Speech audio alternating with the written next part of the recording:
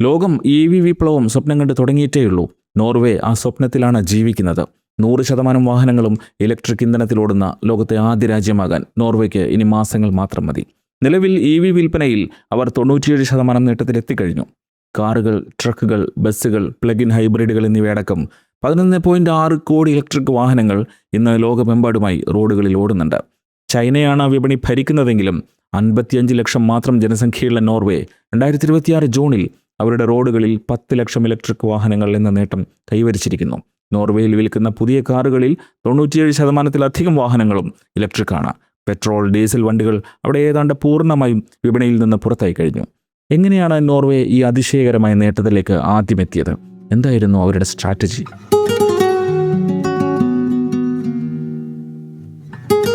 1989 എല്ലാം തുടങ്ങിയത്. നോർവേയിലെ പ്രശസ്തമായ AJ ആഹാ മ്യൂസിക് ബാൻഡിലെ പ്രധാന ഗായകനായ മോർട്ടൻ ഹാക്കറ്റും പരിസ്ഥിതി സംഘടനയായ ബെല്ലോണയുടെ പ്രസിഡന്റായ ഫ്രെഡറിക് ഹൗഗും സ്വിറ്റ്സർലൻഡിൽ നിന്ന് പെട്രോൾ എഞ്ചിൻ മാറ്റി ഇലക്ട്രിക് മോട്ടോർ ഘടിപ്പിച്ച ഒരു ഫിയറ്റ് പാൻഡ കാർ നോർവേയിലേക്ക് ഓടിച്ചുകൊണ്ടുവന്നു. ഒരു തവണ ചാർജ് ചെയ്താൽ 45 കിലോമീറ്റർ മാത്രം റേഞ്ച് ഉണ്ടായിരുന്ന, ചാർജ് ചെയ്യാൻ മണിക്കൂറുകൾ വേണ്ടിയിരുന്ന ആ ചെറിയ കാർ ഇറക്കുമതി ചെയ്യുമ്പോൾ മാർട്ടിൻ ഹാർക്കറ്റിനും ഫ്രെഡറിക് ഗൗറിനും കൃത്യമായൊരു ലക്ഷ്യമുണ്ടായിരുന്നു. അവർ ഇലക്ട്രിക് പാൻഡ കാർ ഓസ്ലോയിലെ തെരുവുകളിൽ നിരന്തരം ഓടിച്ചു. സീറോ എമിഷൻ വാഹനങ്ങൾ ഉപയോഗിക്കാൻ നോർവേക്കാരെ ബോധവൽക്കരണം നടത്താനുള്ള ചില സ്റ്റിക്കറുകളും കാറിൽ ഒട്ടിച്ചു. അവർ നോർവേയിലെ റോഡുകളിൽ ടോൾ നൽകിയില്ല. ഓസ്ലോയിലെ പബ്ലിക് പാർക്കിംഗ് സ്പേസുകളിൽ പാർക്കിംഗ് ഫീസ് കൊടുത്തില്ല. അതൊരു പ്രതിഷേധമായിരുന്നു. അന്തരീക്ഷം മലിനമാക്കുന്ന ഫോസിൽ ഇന്ധന വാഹനങ്ങളിൽ നിന്ന് ഈടാക്കുന്ന അതേ നികുതിയും ഫീസും പരിസ്ഥിതി സൗഹൃദമായ വാഹനങ്ങളിൽ നിന്ന് ഈടാക്കാൻ പാടില്ല എന്ന സന്ദേശം കൊടുത്ത പ്രതിഷേധം. ഒരു പ്രശസ്ത റോക്ക് താരവും പ്രമുഖ പരിസ്ഥിതി പ്രവർത്തകനും ചേർന്ന് നടത്തിയ ഈ സിവിൽ നിയമലംഘനം മാധ്യമങ്ങളിൽ വലിയ വാർത്തയായി. സർക്കാർ ആദ്യം ഈ പ്രതിഷേധം കർശനമായി നേരിടാനാണ് തീരുമാനിച്ചത്. ടോൾ നൽകാത്തതിനും പാർക്കിംഗ് ഫീസ് അടയ്ക്കാത്തതിനും ഓസ്ലോ പോലീസ് ഈ ഇലക്ട്രിക് ഫിയറ്റ് പാൻഡ കാർ പലതവണ പിടിച്ചെടുക്കുകയും ലേലത്തിൽ വെക്കുകയും ചെയ്തു. ഓരോ തവണ ലേലം ചെയ്യുമ്പോഴും ബെല്ലോണയുടെ പ്രവർത്തകർ തന്നെ വളരെ കുറഞ്ഞ തുകയ്ക്ക് ആ കാർ തിരികെ വാങ്ങി വീണ്ടും തെരുവിലിറക്കി നിയമലംഘനം തുടർന്നു. ഈ പ്രക്രിയ ഒരുപാട് തവണ ആവർത്തിക്കപ്പെട്ടു. നോർവേക്കാർ ഈ ചൂടൻ വിഷയം ചർച്ച ചെയ്തു. അതിന് ഫലമുണ്ടായി. 1990 നോർവേ സർക്കാർ സ്വകാര്യ ഗതാഗത മേഖലയിൽ അവരുടെ ആദ്യത്തെ EV നയം പ്രഖ്യാപിച്ചു. ഇലക്ട്രിക് വാഹനങ്ങൾ ഇറക്കുമതി ചെയ്യാൻ ഇനി നോർവേയിൽ നികുതിയില്ല എന്ന നയം. അന്നും ഇന്നും നോർവേയിൽ പുതിയ വാഹനങ്ങൾ വാങ്ങുമ്പോൾ ഈടാക്കുന്ന ഇറക്കുമതി തീരുവയും പർച്ചേസ് ടാക്സും ലോകത്തിലെ തന്നെ ഏറ്റവും ഉയർന്ന നിരക്കിലാണ്. കാർ വിലയുടെ ഏതാണ്ട് ഇരട്ടി. കാർ വാങ്ങുന്നത് ചിലവുള്ളതാക്കി പബ്ലിക് ട്രാൻസ്പോർട്ട് പ്രോത്സാഹിപ്പിക്കലായിരുന്നു ലക്ഷ്യം. എന്നാൽ ഇത് ഉയർന്ന ടാക്സ് ലാബ് ഇലക്ട്രിക് വാഹനങ്ങൾക്കും ബാധകമാക്കിയപ്പോൾ ആർക്കും അത് വാങ്ങാൻ കഴിയാതായി. പഴയ നികുതി നയം കാരണം പരിസ്ഥിതി സൗഹൃദ വാഹനങ്ങളുടെ വരവ് തടസ്സപ്പെടുന്നുവെന്ന് തിരിച്ചറിഞ്ഞപ്പോഴാണ് ഇനി ഇലക്ട്രിക് വാഹനങ്ങൾക്ക് നികുതി വേണ്ട എന്ന നയം കൊണ്ടുവന്നത്. അതേറ്റു. പതിയെ യൂറോപ്യൻ അതിർത്തികളിലൂടെ നോർവേയിലേക്ക് കടക്കാൻ ഫ്രഞ്ച്, ഇറ്റാലിയൻ ഇലക്ട്രിക് വാഹനങ്ങൾ കാത്തുകിടന്നു. 90കളിൽ EV ടെക്നോളജിയും പതിയെ പുരോഗമിക്കാൻ തുടങ്ങിയിരുന്നു. പുതിയ നികുതി നയം കാരണം നോർവേയിലും EV കാർ കമ്പനികളുണ്ടായി. ബഡ്ഡി, തിങ് സിറ്റി തുടങ്ങിയ നോർവീജിയൻ ഇലക്ട്രിക് കാറുകൾ അങ്ങനെ വന്നതാണ്. ആഭ്യന്തര ഇലക്ട്രിക് കാർ വ്യവസായത്തെ പിന്തുണയ്ക്കാൻ 1996 നോർവീജിയൻ സർക്കാർ 2 വലിയ പ്രഖ്യാപനങ്ങൾ കൂടി നടത്തി. 1990 പ്രഖ്യാപിച്ച താൽക്കാലിക ഇറക്കുമതി നികുതി ഇളവ് സ്ഥിരമാക്കി. ഇലക്ട്രിക് വാഹനങ്ങളുടെ ആനുവൽ റോഡ് ടാക്സ് 4/1 വെട്ടിക്കുറച്ചു. താൽക്കാലിക ഇളവുകൾ സ്ഥിരമാക്കിയതോടെ EV നിർമ്മാതാക്കൾക്കും ഇറക്കുമതിക്കാർക്കും ഉപഭോക്താക്കൾക്കും വിപണിയിൽ ഒരു സുരക്ഷിതത്വ ബോധം വന്നു. നികുതി നയം എപ്പോൾ വേണമെങ്കിലും മാറാം എന്ന ആശങ്കയില്ലല്ലോ. നോർവേക്കാർ EVകളെ റീസെയിൽ വാല്യൂ ഉള്ള ദീർഘകാല നിക്ഷേപമായി കാണാൻ തുടങ്ങി. ഇലക്ട്രിക് വാഹനങ്ങളുടെ വില കുറച്ചതുകൊണ്ട് മാത്രം വിപ്ലവം സാധിക്കില്ലെന്ന് നോർവേക്കറിയാം. അവർ കൂടുതൽ പഠിച്ചു. അങ്ങനെയാണ് 1997 വിഖ്യാതമായ ടോൾ റോഡ് എക്സെപ്ഷൻസ് നിലവിൽ വരുന്നത്. നോർവേയിലെ വൻ നഗരങ്ങളായ ഓസ്ലോയിലേക്കും ബെർഗനിലേക്കും ഒക്കെ പ്രവേശിക്കുന്നതിനും പ്രധാന ഹൈവേകൾ ഉപയോഗിക്കുന്നതിനും കാറുകൾ വലിയ തുക ടോൾ നൽകണം. ജോലി ചെയ്യാൻ ദിവസേന നഗരത്തിലേക്ക് യാത്ര ചെയ്യുന്ന കമ്മ്യൂട്ടേഴ്സിന് അവരുടെ വലിയൊരു ഭാഗം തിന്നു തീർത്തിരുന്ന ടോൾ റേറ്റ്. 1997 ടോൾ റോഡ് എക്സംഷനിലൂടെ രാജ്യത്തുടനീളമുള്ള എല്ലാ ടോൾ പ്ലാസകളിലും ഇലക്ട്രിക് വാഹനങ്ങൾക്ക് ടോൾ കൊടുക്കേണ്ട എന്നാക്കി. ആദ്യം അല്പം പണം കൂടുതൽ മുടക്കിയാലും ഭാവിയിലെ കണക്ക് നോക്കിയാൽ EV വലിയ ലാഭമാണെന്ന് മനസ്സിലായപ്പോൾ EV ഷോറൂമുകളിൽ പ്രീ ബുക്കിങ്ങിൻ്റെ തിരക്കായി. കാർ കിട്ടാൻ മാസങ്ങൾ കാത്തിരിക്കേണ്ട അവസ്ഥ. അതുകൊണ്ടും നിന്നില്ല. 1990കളുടെ അവസാനത്തോടെ നോർവേയിലെ നഗരങ്ങളിൽ കാറുകളുടെ എണ്ണം പെരുകിയിരുന്നു. പാർക്കിംഗ് വലിയ പ്രതിസന്ധിയായി. പാർക്കിംഗ് ഫീസ് 10 ഇരട്ടി വരെയൊക്കെയാണ് കൂടിയത്. ഈ സമയത്ത് നോർവീജിയൻ സർക്കാർ അടുത്ത ഇടിവെട്ടുന്ന പ്രഖ്യാപനം നടത്തി. മുനിസിപ്പൽ പബ്ലിക് പാർക്കിങ്ങിൽ ഇലക്ട്രിക് വാഹനങ്ങൾക്ക് പൂർണ്ണമായും സൗജന്യ പാർക്കിംഗ്. ഇലക്ട്രിക് വാഹനങ്ങളുടെ നമ്പർ പ്ലേറ്റുകളിൽ EL എന്ന പ്രിഫിക്സ് നിർബന്ധമാക്കി. ആ അടയാളം നോർവേക്കാർക്ക് അഭിമാന ചിഹ്നമായിരുന്നു. ആ വാഹനത്തിൻ്റെ ഉടമ ഒരു പരിസ്ഥിതി പോരാളിയായി. EL പ്ലേറ്റുകൾ തെരുവുകളിൽ നിറയുന്നത് കണ്ട് സാധാരണ ജനങ്ങൾക്ക് EVകളിലുള്ള വിശ്വാസം വർദ്ധിച്ചു.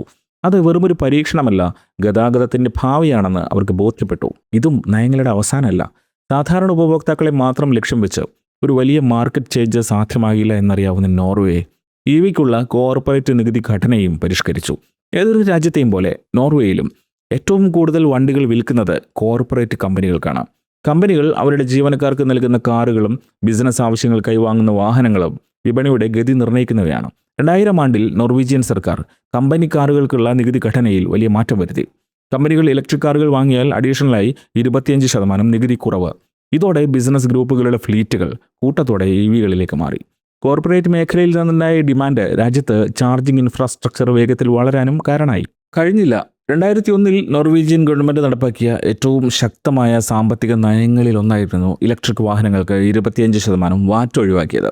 EV ബാറ്ററികളുടെ ഉൽപ്പാദന ചെലവ് കൂടുതലായതിനാൽ സാധാരണ പെട്രോൾ ഡീസൽ വാഹനങ്ങളെക്കാൾ ഇരട്ടിയിലധികം വിലയായിരുന്നു ഇലക്ട്രിക് കാറുകൾക്ക്. 25% വാറ്റ് ഇളവ് വന്നാൽ ഫോസിൽ ഇന്ധന കാറുകളുമായി EV വാഹനങ്ങൾക്ക് വിലയിൽ മത്സരിക്കാം. വളരെ എഫക്റ്റീവായ തീരുമാനമായിരുന്നു അത്. ഉയർന്ന ഉൽപ്പാദന ചെലവുള്ള ആദ്യകാല EV ബാറ്ററികളുടെ നികുതി ഭാരം ഉപഭോക്താവിലേക്ക് എത്താതിരിക്കാൻ സർക്കാർ സ്വയം ഏറ്റെടുത്തു. 25% വാറ്റ് ഇളവ് കാർ വാങ്ങുന്ന സമയത്ത് തന്നെ നോർവേക്കാരന് നേരിട്ട് ലഭിക്കുന്നുണ്ടെന്ന് സർക്കാർ ഉറപ്പാക്കി. അല്ലാതെ അപേക്ഷ നൽകി സബ്സിഡി ബാങ്കിലേക്ക് വരുന്നത് നോക്കിയിരിക്കലല്ല. EV കാർ പോക്കറ്റ് ഫ്രണ്ട്ലി ആക്കലിൽ മാത്രം നയങ്ങൾ ഒതുങ്ങിയില്ല. നോർവേ അവരുടെ ട്രാൻസ്പോർട്ട് ഇൻഫ്രാസ്ട്രക്ചറിൽ അടുത്ത സർജിക്കൽ സ്ട്രൈക്ക് നടത്തി. തലസ്ഥാനമായ ഓസ്ലോയിൽ അവരൊരു ഗതാഗത പരിഷ്കരണം കൊണ്ടുവന്നു. ഇലക്ട്രിക് വാഹനങ്ങൾക്ക് പൊതുഗതാഗതത്തിനായി മാറ്റിവെച്ചിരിക്കുന്ന പ്രത്യേക ബസ് ലൈനുകളിലൂടെ സഞ്ചരിക്കാനുള്ള അനുമതി കൊടുത്തു. ഓസ്ലോ പോലെയുള്ള വലിയ നഗരങ്ങളിലെ ദുരിതമാണ് ട്രാഫിക് ബ്ലോക്ക്. അവിടെ പുതിയ പരീക്ഷണം ഹിറ്റായി. ബസ്സുകൾക്ക് പോകാനുള്ള ലൈനിൽ തിരക്കുണ്ടാവില്ല. EV വാഹനങ്ങൾ രാജാക്കന്മാരെ പോലെ ഈ ലൈനുകളിലൂടെ കുതിച്ചു പാഞ്ഞു. ട്രാഫിക് ബ്ലോക്കിൽ കുടുങ്ങിക്കിടന്ന പെട്രോൾ കാർ ഉടമകൾ തിരിച്ചറിഞ്ഞു, EV വാങ്ങിയാൽ പണം മാത്രമല്ല സമയവും ലാഭിക്കാം. ഓസ്ലോയിലെ ബസ് ലൈൻ ആക്സസ് ഒരു പൈലറ്റ് പ്രോജക്റ്റ് ആയിട്ടാണ് ആരംഭിച്ചത്. 2003 ആരംഭിച്ച പരീക്ഷണം വൻ വിജയമാണെന്ന് കണ്ടപ്പോൾ 2005 നോർവീജിയൻ സർക്കാർ ഈ ആനുകൂല്യം രാജ്യവ്യാപകമായി നടപ്പാക്കി. EV ഉള്ളവർ ഓഫീസുകളിൽ നേരത്തെ എത്തി ജീവിതം കൂടുതൽ എളുപ്പമാക്കി. ഇലക്ട്രിക് വാഹനങ്ങളുടെ എണ്ണം കൂടുമ്പോഴുള്ള വലിയ വെല്ലുവിളി എവിടെ ചാർജ് ചെയ്യുമെന്ന ചോദ്യമാണ്.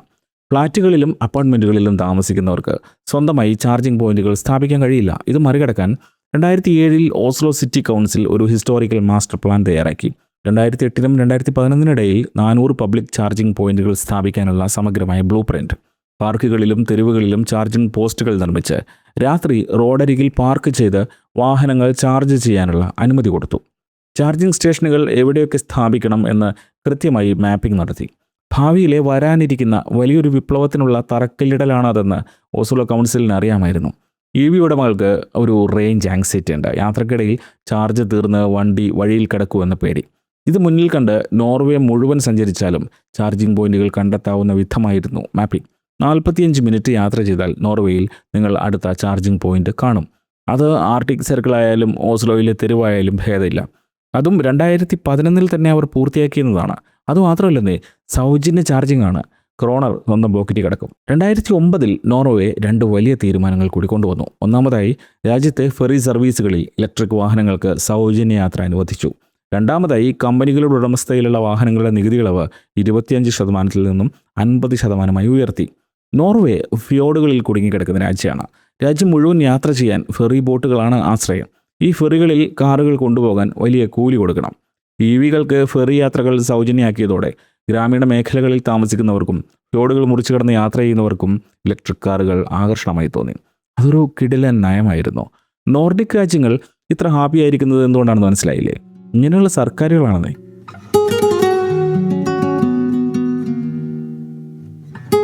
ഇനി നോർവേ കീഴടക്കിയ EVകൾ ഏതെല്ലാമായിരുന്നുവെന്ന് നോക്കാം. നോർവീജിയൻ ബ്രാൻഡായ തിങ് സിറ്റി പോലുള്ള ആദ്യകാല EVകൾ ചെറുതും റേഞ്ച് കുറഞ്ഞതുമായിരുന്നു. പുതിയ നയങ്ങൾ വന്നതോടെ ഇതെല്ലാം മാറി. 2011 മിത്സുബിഷി അവരുടെ IMI EV മോഡലും നിസാൻ അവരുടെ ആദ്യ വിപ്ലവമായ നിസാൻ ലീഫ് മോഡലും നോർവേയിൽ അവതരിപ്പിച്ചു. ദൈനംദിന ആവശ്യങ്ങൾക്ക് ഉപയോഗിക്കാൻ സാധിക്കുന്ന യഥാർത്ഥ മാസ് മാർക്കറ്റ് കാറുകൾ. 5 പേർക്ക് യാത്ര ചെയ്യാവുന്ന മാന്യമായ ബൂട്ട് സ്പേസുള്ള അത്യാധുനികമെന്ന് വിശേഷിപ്പിക്കാവുന്ന സുരക്ഷാ സംവിധാനങ്ങളുള്ള വണ്ടിയായിരുന്നു നിസാൻ ലീഫ്. അത് പുറത്തിറക്കാൻ ഏറ്റവും അനുയോജ്യമായ സ്ഥലം നോർവേ ആണെന്ന് നിസാൻ നേരത്തെ തീരുമാനിച്ചതാണ്. ഒരർത്ഥത്തിൽ ഇത് നിസാൻ നോർവേക്ക് വേണ്ടി മാത്രം ഉണ്ടാക്കിയ കാറാണ്. അത് പിഴച്ചില്ല. നോർവേയിലെ ആദ്യത്തെ മാസ് ഹിറ്റ് EV ആണ് നിസാൻ ലീഫ്. അന്നും ഇന്നും നോർവേയിൽ ഏറ്റവും അധികം വിറ്റഴിക്കപ്പെട്ട വാഹനം. പിന്നെ ടെസ്ലയുടെ ഊഴായിരുന്നു. 2013 നോർവേയിലെത്തിയ ടെസ്ല മോഡൽ എസ് രാജ്യത്തെ ലക്ഷറി സെഡാൻ വിപണിയെ വിഴുങ്ങി. ഒറ്റ ചാർജിൽ 450-ലധികം കിലോമീറ്റർ ഓടാം. ടെസ്ലയുടെ സ്വന്തം സൂപ്പർ ചാർജർ നെറ്റ്വർക്ക്, നോർവേയിലെ കടുത്ത വിൻ്ററിലും കുലുങ്ങാത്ത പെർഫോമൻസ്, നോർവേയെ ടയർ 1 മാർക്കറ്റായി കണ്ടുള്ള ക്യാമ്പയിൻ, എല്ലാം കൊണ്ടും ടെസ്ലയുടെ തേരോട്ടമായിരുന്നു. പിന്നാലെ വോക്സ് വാഗൺ ഗോൾഫ് വന്നു. എല്ലാവർക്കും ടെസ്ല അഫോർഡബിൾ അല്ലല്ലോ. മിഡ് ക്യാപ് മാർക്കറ്റിൽ വോക്സ് വാഗൺ ആയിരുന്നു രാജാവ്. നോർവേയിൽ ഗോൾഫ് കാറിൻ്റെ പെട്രോൾ മോഡൽ ടോപ്പ് സെല്ലറായിരുന്നു. ഇലക്ട്രിക് വേർഷനും പതിവ് തെറ്റിച്ചില്ല. പിന്നാലെ ടെസ്ല മോഡൽ എക്സ് എത്തി. വലിയ കുടുംബങ്ങളുള്ള നോർവീജിയൻ വംശജർക്കായി 7 സീറ്റുകളുള്ള SUV. ഇതിൻ്റെ മുകളിലേക്ക് തുറക്കുന്ന ഫാൽക്കൺ വിങ് ഡോറുകൾ നോർവീജിയയിൽ തരംഗായി. ആർട്ടിക്കിലെ കാലാവസ്ഥ അതിജീവിക്കാൻ പോകുന്ന 4 വീൽ ഡ്രൈവ് കാറുകളിലേക്കാണ് ഉൾനാടുകൾ ശ്രദ്ധിച്ചത്. ഓഡി e-ട്രോൺ 2020 ആ കുറവ് നികത്തി. നോർവേയിൽ ഏറ്റവും കൂടുതൽ വിറ്റഴിക്കപ്പെട്ട വണ്ടികളിൽ ഒന്നാണ് ഓഡി e-ട്രോൺ. 2019 വിപണിയിലെത്തിയ ടെസ്ല മോഡൽ 3 EV വിപണിയെ അടിമുടി ഉലച്ചു. കുറഞ്ഞ വിലയിൽ മികച്ച റേഞ്ചും നാവിഗേഷൻ ഡാഷ്ബോർഡും വാഗ്ദാനം ചെയ്ത ഈ വണ്ടിയും ഹിറ്റായി.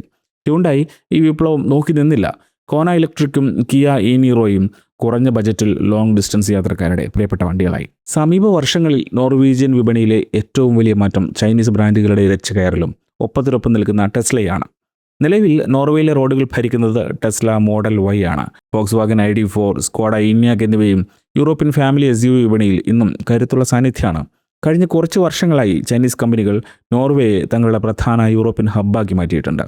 BYD, NIO, XPeng എല്ലാം നല്ല വിൽപ്പന നേടുന്നുണ്ട്. പ്രത്യേകിച്ച് BYD ഓട്ടോ 3, ബാറ്ററി സ്വാപ്പിംഗ് ശേഷിയുള്ള NIO ES8 എന്നിവ നോർവേയിലെ പുതിയ തരംഗങ്ങളാണ്. ഒരു രാജ്യത്ത് പുതിയൊരു സാങ്കേതികവിദ്യ വളരണമെങ്കിൽ ജനങ്ങൾക്ക് ആവേശമുണ്ടായാൽ മാത്രം പോരാ. അങ്ങനെയായിരുന്നെങ്കിൽ ഇന്ത്യ ലോകത്തിലെ ആദ്യത്തെ സമ്പൂർണ്ണ EV രാജ്യമാകുമായിരുന്നു. വേണ്ടത് സുസ്ഥിരമായ രാഷ്ട്രീയ പിന്തുണയാണ്. നോർവേയിൽ അതുണ്ടെന്നതിൻ്റെ ഉദാഹരണമാണ് 2012 നോർവീജിയൻ പാർലമെൻറ്റിലുണ്ടായ ക്ലിമാഫോർലിക്കേറ്റ് എന്ന കാലാവസ്ഥാ കരാർ. ഏത് പാർട്ടി അധികാരത്തിൽ വന്നാലും പരിസ്ഥിതി സംരക്ഷണം ഏതെങ്കിലും ഒരു പാർട്ടിയുടെ മാത്രം അജണ്ടയല്ല, രാജ്യത്തിൻ്റെ പൊതു ലക്ഷ്യമാണെന്ന് നോർവേ പ്രഖ്യാപിച്ച കരാറാണ് ക്ലിമാഫോർലിക്കേറ്റ്. ഈ കരാറിലൂടെ വാറ്റിളവ്, റോഡ് ടോൾ ഒഴിവാക്കൽ, ബസ് ലൈൻ ഉപയോഗിക്കാനുള്ള അനുമതി തുടങ്ങി എല്ലാ നിലവിലുള്ള EV ആനുകൂല്യങ്ങളും കുറഞ്ഞത് 2018 വരെയോ അല്ലെങ്കിൽ രാജ്യത്ത് ആകെ രജിസ്റ്റർ ചെയ്ത സീറോ എമിഷൻ വാഹനങ്ങളുടെ എണ്ണം 50,000 തികയുന്നത് വരെയോ തുടരുമെന്ന് നിയമപരമായി ഉറപ്പ് നൽകി. അതൊരു ഒന്നൊന്നര ഉറപ്പായിരുന്നു. വാങ്ങുന്നവർക്കും വിൽക്കുന്നവർക്കും എല്ലാം ആത്മവിശ്വാസം നൽകിയ ഉറപ്പ്. നോർവേയിലെ സെക്കൻഡ് ഹാൻഡ് EV വിപണി ശക്തമായത് ഈ നയത്തിലൂടെയായിരുന്നു. നോർവേയിലെ EV വിപ്ലവം എടുത്തുചാട്ടമായിരുന്നില്ല, കൃത്യമായ ആസൂത്രണമുള്ളതായിരുന്നു എന്നതിൻ്റെ തെളിവാണ് 2013 പ്ലഗ് ഇൻ ഹൈബ്രിഡ് കാറുകൾ കൈക്കൊണ്ടുവന്ന നികുതി പരിഷ്കരണങ്ങൾ. ബാറ്ററിയിൽ ഓടിച്ച് ചാർജ് തീർന്നാൽ പെട്രോൾ അല്ലെങ്കിൽ ഡീസൽ എഞ്ചിനിലേക്ക് മാറ്റാൻ സാധിക്കുന്നവയാണ് പ്ലഗ് ഇൻ ഹൈബ്രിഡുകൾ. നോർവേയുടെ തെക്കൻ ഭാഗങ്ങളിൽ ഒരുപാട് നഗരങ്ങളുണ്ട്, ചാർജിംഗ് പോയിന്റുകളും. വടക്ക് ആർട്ടിക്കിനോട് ചേർന്ന് അതല്ല സ്ഥിതി. EV ഇൻഫ്രാസ്ട്രക്ചർ കുറവാണ്, കാലാവസ്ഥ കഠിനമാണ്. അതികഠിനമായ തണുപ്പിൽ ബാറ്ററിയുടെ കാര്യക്ഷമത പെട്ടെന്ന് കുറയും. ഇത് പരിഹരിക്കാൻ സർക്കാർ ഒരു പ്രോഗ്രസീവ് ടാക്സ് സിസ്റ്റം കൊണ്ടുവന്നു. ഒരു ഹൈബ്രിഡ് കാർ എത്ര കുറഞ്ഞ മലിനീകരണം ഉണ്ടാക്കുന്നുവോ അത്രത്തോളം കൂടുതൽ നികുതി ഇളവ് അതിന് ലഭിക്കും. വണ്ടിയുടെ വെയിറ്റ് കുറവാണെങ്കിലും നികുതി കുറയും. ഭാരമുള്ള വണ്ടികൾ ആർട്ടിക് റോഡുകൾക്ക് കേടുപാടുകൾ വരുത്തും എന്നതിനാലാണിത്.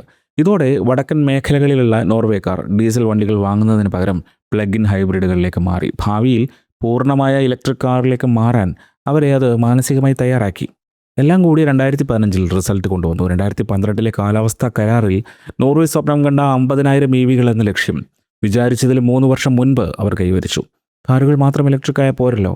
കാറുകളുടെ കാര്യത്തിൽ വിജയിച്ച അതേ തന്ത്രമാണ് വലിയ ട്രക്കുകളിലും നോർവേ പ്രയോഗിച്ചത്. ഇവിടെ കുറച്ചുകൂടി കർശനമായ നിലപാടുകളുണ്ടായിരുന്നു. ഡീസൽ ഉപയോഗിക്കുന്ന ഹെവി ട്രക്കുകൾക്ക് നോർവേ കാർബൺ ടാക്സ് ഇരട്ടിയാക്കി. ഡീസൽ അടിക്കുന്നത് വലിയ സാമ്പത്തിക ബാധ്യതയായി മാറിയപ്പോൾ കമ്പനികൾക്ക് ഇലക്ട്രിക് ട്രക്കുകളെക്കുറിച്ച് ചിന്തിക്കേണ്ടി വന്നു. ഇലക്ട്രിക് ട്രക്കുകൾക്ക് ടോൾ നിരക്കുകളിൽ 50% മുതൽ 100% വരെ ഇളവുകൾ നൽകിയതും ആകർഷണമായിരുന്നു. വലിയ ഇലക്ട്രിക് ട്രക്കുകൾക്ക് സാധാരണ ഡീസൽ ട്രക്കുകളെക്കാൾ 2-3 ഇരട്ടി വിലയുണ്ട്. ഈ അപ്ഫ്രണ്ട് കോസ്റ്റ് കമ്പനികൾക്ക് ഒരു ബാധ്യതയാകാതിരിക്കാൻ ഇനോവ എന്ന സർക്കാർ ഉടമസ്ഥതയിലുള്ള ഏജൻസി വലിയ സഹായമാണ് നൽകിയത്. ഒരു കമ്പനി പുതിയ ഇലക്ട്രിക് ട്രക്ക് വാങ്ങുമ്പോൾ ഡീസൽ ട്രക്കുമായുള്ള വില വ്യത്യാസത്തിൻ്റെ 40 മുതൽ 50% വരെ തുക ഇനോവ നേരിട്ട് സബ്സിഡിയായി നൽകി. കമ്പനികൾ സ്വന്തം ഡിപ്പോകളിൽ വലിയ ചാർജിംഗ് സൗകര്യങ്ങൾ ഒരുക്കുമ്പോൾ അതിൻ്റെ ചിലവിൻ്റെ വലിയൊരു പങ്കും ഇനോവ ഏറ്റെടുത്തു. വലിയ ട്രക്കുകൾക്ക് വലിയ ബാറ്ററികളുണ്ട്. സാധാരണ കാർ ചാർജറുകൾ ഉപയോഗിച്ചാൽ ഇവ ചാർജ് ആകാൻ മണിക്കൂറുകളോ ദിവസങ്ങളോ എടുക്കും. ഇതിന് പരിഹാരമായി നോർവേ ലോകത്തിലെ തന്നെ ഏറ്റവും വേഗതയേറിയ ചാർജിംഗ് സംവിധാനങ്ങൾ ഒരുക്കി. പ്രധാന ഹൈവേകളിൽ ട്രക്കുകൾക്കായി 350 കിലോവാട്ട് മുതൽ 1 മെഗാവാട്ട് വരെയുള്ള അതിവേഗ ചാർജിംഗ് സ്റ്റേഷനുകൾ സ്ഥാപിച്ചു. യൂറോപ്യൻ നിയമപ്രകാരം വലിയ ട്രക്ക് ഡ്രൈവർമാർ കൃത്യമായ സമയത്തിനുള്ളിൽ മാൻഡേറ്ററി ബ്രേക്സ് എടുക്കണം. 45 മിനിറ്റ് നീളുന്ന ഈ വിശ്രമവേളകളിൽ ട്രക്കുകൾ പൂർണ്ണമായി ചാർജ് ചെയ്യാൻ പാകത്തിലാണ് ഈ മെഗാവാട്ട് ചാർജറുകൾ ഡിസൈൻ ചെയ്തിരിക്കുന്നത്. ഓസ്ലോ ഉൾപ്പെടെയുള്ള നഗരങ്ങളിൽ നടപ്പാക്കിയ നിയമങ്ങളും ട്രക്കുകൾ EVയിലേക്ക് മാറാൻ കാരണമാണ്. നഗരത്തിൻ്റെ കേന്ദ്രഭാഗങ്ങളിലേക്ക് ഡീസൽ ട്രക്കുകൾ പ്രവേശിക്കുന്നത് ഘട്ടം ഘട്ടമായി നിരോധിച്ചു. നഗരത്തിനുള്ളിലേക്ക് സാധനങ്ങൾ എത്തിക്കണമെങ്കിൽ ഇലക്ട്രിക് ട്രക്കുകളോ വാനുകളോ മാത്രമേ ഉപയോഗിക്കാവൂ എന്ന നിയമം വന്നു. റോഡ് നിർമ്മാണം, മാലിന്യ നിർമ്മാർജ്ജനം, പൊതുഗതാഗതം എന്നിവയ്ക്കായി സർക്കാർ നൽകുന്ന കരാറുകളിൽ ഇലക്ട്രിക് വാഹനങ്ങൾ ഉപയോഗിക്കുന്ന കമ്പനികൾക്ക് മാത്രമേ മുൻഗണന നൽകിയുള്ളൂ. എക്സ്കവേറ്ററുകളും ടിപ്പറുകളും വരെ നോർവേയിൽ ഇലക്ട്രിക് ആയത് ഇങ്ങനെയാണ്. ഓസ്ലോ നഗരത്തിലെ പബ്ലിക് ബസ്സുകൾ പൂർണ്ണമായും ഇലക്ട്രിക് ആണ്. നോർവേയിലെ കൊറിയർ സർവീസായ പോസ്റ്റൻ നോർഗെ, വൻകിട വിതരണക്കാരായ ആസ്കോ എന്നിവർ തങ്ങളുടെ വിതരണ ശൃംഖല പൂർണ്ണമായും ഇലക്ട്രിക് ട്രക്കുകളിലേക്ക് മാറ്റി. ഇതൊന്നും അത്ര എളുപ്പമായിരുന്നില്ല. കഠിനമായ തണുപ്പ് കാലത്ത് വലിയ ബാറ്ററികളുടെ ശേഷി കുറയുന്നത് പ്രതിസന്ധി തന്നെയാണ്. ഒന്നാന്തരം തെർമൽ മാനേജ്മെൻറ്റ് സിസ്റ്റമുള്ള സ്കാനിയ, വോൾവോ ട്രക്കുകൾ ഉപയോഗിച്ചും ഹെവി ചാർജിംഗ് സ്റ്റേഷനുകളുടെ എണ്ണം കൂട്ടിയുമാണ് നോർവേ ഇതിനെ മറികടന്നത്. EVകളുടെ എണ്ണം കൂടിയപ്പോൾ ഓസ്ലോയിലടക്കം പുതിയ പ്രശ്നങ്ങൾ ഉടലെടുത്തു. ഇലക്ട്രിക് കാറുകൾ കൂട്ടത്തോടെ ബസ് ലൈനുകൾ കയറിയപ്പോൾ പൊതുഗതാഗതത്തിന് തടസ്സമുണ്ടായി. EVകളുടെ സൗജന്യ പാർക്കിംഗ് കാരണം തിരക്കും കൂടി. ഇത് പരിഹരിക്കാൻ കേന്ദ്ര സർക്കാർ EV പോളിസി ഡീസെൻട്രലൈസ് ചെയ്തു. ഓരോ മുനിസിപ്പാലിറ്റികൾക്കും സാഹചര്യങ്ങൾക്കനുസരിച്ച് സ്വന്തം നിയമങ്ങൾ ഉണ്ടാക്കാൻ അധികാരം നൽകി. ചില നഗരങ്ങൾ തിരക്കുള്ള സമയങ്ങളിൽ EVകൾക്ക് ബസ് ലൈനിൽ കയറണമെങ്കിൽ വണ്ടിയിൽ ഡ്രൈവർക്ക് പുറമെ കുറഞ്ഞത് ഒരു യാത്രക്കാരൻ കൂടി ഉണ്ടായിരിക്കണമെന്ന കാർ പൂളിംഗ് നിയമം കൊണ്ടുവന്നു. പാർക്കിംഗ് ഫീസുകളിൽ പൂർണ്ണമായ സൗജന്യത്തിന് പകരം പകുതി കാശ് ഈടാക്കാനുള്ള സ്വാതന്ത്ര്യവും മുനിസിപ്പാലിറ്റികൾക്ക് നൽകി. അപ്രതീക്ഷിത വിജയം പുതിയ വെല്ലുവിളികളും കൊണ്ടുവരും. EVക്ക് കൊടുത്ത കനത്ത ആനുകൂല്യങ്ങൾ സർക്കാരിൻ്റെ നികുതി വരുമാനത്തിൽ വലിയ കുറവുണ്ടാക്കിയിരുന്നു. ഇനി അത് റിവൈസ് ചെയ്യേണ്ട സമയമാണ്. പെട്ടെന്നൊരു ദിവസം സബ്സിഡികൾ നിർത്തലാക്കിയാൽ അത് വിപണിയെ തകർക്കുമെന്ന് സർക്കാരിനറിയാം. അവർ ട്രാൻസ്പെറൻ്റായ ഒരു ലോങ് ടൈം പദ്ധതി തയ്യാറാക്കി. വാറ്റ് ഒഴിവാക്കൽ പോലുള്ളവ 2017 വരെ നീട്ടിക്കൊണ്ട് ഭാവിയിൽ ഇവ എങ്ങനെ ഘട്ടം ഘട്ടമായി കുറയ്ക്കുമെന്ന് അവർ ജനങ്ങൾക്ക് മുൻകൂട്ടി കാണിച്ചു കൊടുത്തു. 2021 ആയപ്പോഴേക്കും നോർവേയിലെ കാർ വിൽപ്പനയുടെ 60%-ലധികവും ഇലക്ട്രിക് വാഹനങ്ങളായി. ഇനി EVകളെ ഒരു സ്പെഷ്യൽ കാറ്റഗറിയായി കാണാതെ രാജ്യത്തിൻ്റെ സാധാരണ നികുതി വ്യവസ്ഥയിൽ ഇൻ്റഗ്രേറ്റ് ചെയ്യേണ്ട സമയമായെന്ന് നോർവേക്ക് തോന്നി. അവർ EVകൾക്ക് വാർഷിക റോഡ് ട്രാഫിക് ഇൻഷുറൻസ് നികുതി പുനഃസ്ഥാപിച്ചു. കോർപ്പറേറ്റ് കമ്പനികൾക്ക് EV വാങ്ങാനുള്ള നികുതി ഇളവ് 50% എന്നത് 40% കുറച്ചു. നോർവേയിലെ EV വിപ്ലവത്തിൻ്റെ ഏറ്റവും വലിയ ആകർഷണം ഇലക്ട്രിക് വാഹനങ്ങൾക്ക് നൽകിയിരുന്ന 25% വാറ്റ് ഇളവായിരുന്നു. ഈ ബ്ലാങ്കറ്റ് എക്സംഷൻ കോടീശ്വരന്മാർ വാങ്ങുന്ന ആഡംബര EVകൾക്കും വലിയ ടാക്സ് ബെനിഫിറ്റ് ഉണ്ടാക്കുന്നുവെന്ന വിമർശനം വന്നു. ഇതിന് പരിഹാരമായാണ് 2023 5 ലക്ഷം ക്രോണർ എന്ന വാറ്റ് ക്യാപ്പ് നോർവീജിയൻ സർക്കാർ കൊണ്ടുവന്നത്. പുതിയ നിയമപ്രകാരം 5 ലക്ഷം ക്രോണർ വരെയുള്ള കാറുകൾക്ക് 25% വാറ്റ് ഇളവ് തുടരും. വാഹനത്തിൻ്റെ വില 5 ലക്ഷത്തിന് മുകളിലാണെങ്കിൽ അധിക തുകയ്ക്ക് 25% വാറ്റ് നൽകേണ്ടി വരും. 2022 പാസഞ്ചർ കാറുകളിൽ ആരംഭിച്ച നിയന്ത്രണം 2024 കൂടുതൽ ശക്തമാക്കി. 2024 മുതൽ പുതുതായി വാങ്ങുന്ന എല്ലാ ലൈറ്റ് ആൻഡ് ഹെവി കൊമേഴ്സ്യൽ വാനുകളും നഗരങ്ങളിൽ സർവീസ് നടത്തുന്ന ലോക്കൽ ബസ്സുകളും നിർബന്ധമായും സീറോ എമിഷൻ ആയിരിക്കണമെന്ന് സർക്കാർ നിയമം കൊണ്ടുവന്നു. അതായത് ഇനി നികുതി ഇളവ് നൽകിയല്ല, കടുത്ത നിയന്ത്രണങ്ങളിലൂടെയായിരിക്കും EV വിപ്ലവം മുന്നോട്ട് പോവുകയെന്ന സന്ദേശമായിരുന്നു അത്. ലക്ഷണമൊത്ത സർക്കാരുകളുടെ ഒന്നാന്തരം പോളിസികൾ. 2025 നോർവേയിൽ വിൽക്കപ്പെടുന്ന എല്ലാ പുതിയ പാസഞ്ചർ കാറുകളും ലൈറ്റ് കൊമേഴ്സ്യൽ വാനുകളും മെട്രോ ബസ്സുകളും പൂർണ്ണമായും സീറോ എമിഷൻ ആയിരിക്കണമെന്ന് 2016 നോർവീജിയൻ പാർലമെൻറ്റ് പാസാക്കിയ നാഷണൽ ട്രാൻസ്പോർട്ട് പ്ലാനാണ്. അതവർ കൃത്യമായി നടപ്പാക്കി. ഭൂരിഭാഗം രാജ്യങ്ങളും തങ്ങളുടെ കാർബൺ ന്യൂട്രൽ ടാർഗറ്റുകൾ 2040 2050 നിശ്ചയിച്ചപ്പോൾ നോർവേ 2025 എന്ന വർഷം തിരഞ്ഞെടുത്തത് ആഗോള വാഹന വിപണിക്ക് വലിയൊരു സന്ദേശമാണ് നൽകിയത്. 2025 നോർവേയിൽ രജിസ്റ്റർ ചെയ്ത പുതിയ പാസഞ്ചർ കാറുകളിൽ 95%-ലധികവും പൂർണ്ണമായും EVയാണ്. പുതിയ പെട്രോൾ, ഡീസൽ കാറുകളുടെ വിൽപ്പന മുഴുവനായും ഇല്ലാതായി. ഈ നേട്ടം കൈവരിക്കുന്ന ആദ്യത്തെ രാജ്യം. 2026 നോർവേ തങ്ങളുടെ EV നയങ്ങളിൽ പുതിയൊരു ഘട്ടത്തിലേക്ക് കടന്നിരിക്കുകയാണ്. 2030 നോർവേയിൽ വിൽക്കുന്ന എല്ലാ പുതിയ ഹെവി ഡ്യൂട്ടി ട്രക്കുകളും വലിയ ചരക്ക് വാഹനങ്ങളും ഒന്നുകിൽ പൂർണ്ണമായും സീറോ എമിഷൻ ആയിരിക്കണം, അല്ലെങ്കിൽ ബയോഗ്യാസിൽ പ്രവർത്തിക്കുന്നവയായിരിക്കണം. ലോജിസ്റ്റിക്സ്, കൺസ്ട്രക്ഷൻ മേഖലകളിൽ വലിയ മാറ്റങ്ങൾ ഉണ്ടാക്കലാണ് ലക്ഷ്യം. ദീർഘദൂര സർവീസുകൾ നടത്തുന്ന ട്രക്കുകൾക്കായി megawatt charging system, hydrogen fuel സ്റ്റേഷനുകൾ എന്നിവ സ്ഥാപിക്കുന്നത് നോർവേയിൽ വേഗത്തിൽ പുരോഗമിക്കുകയാണ്.